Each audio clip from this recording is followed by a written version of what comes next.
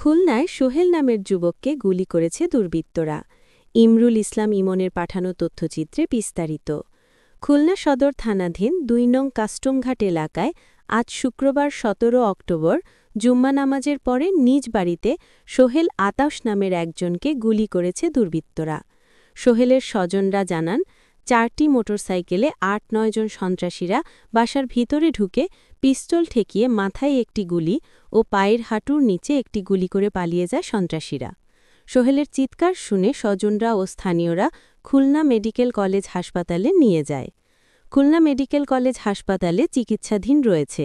পরিবারের সূত্রে জানা যায়, একইভাবে ২ মাস আগেও তাকে গুলি করা হয়েছিল। বাসার সামনে সত্যজিৎ হেয়ার কাটিং অর্থাৎ সেলুনের সামনে। একই সন্ত্রাসীরা গুলি করলে গুলি মাজায় লাগে। বর্তমানে গুলিটি মাজায় রয়েছে বলে চিকিৎসকরা জানান। সোহেল খুলনা সদর থানাধীন ২ নং কাস্টমঘাটস্থ মনিরুল ইসলামের ভাড়াটিয়া। তার পিতার নাম স্বপন শিকদার। স্থানীয় ঠিকানা মিশানবাড়িয়া মোড়লগঞ্জ, বাগেরহাট।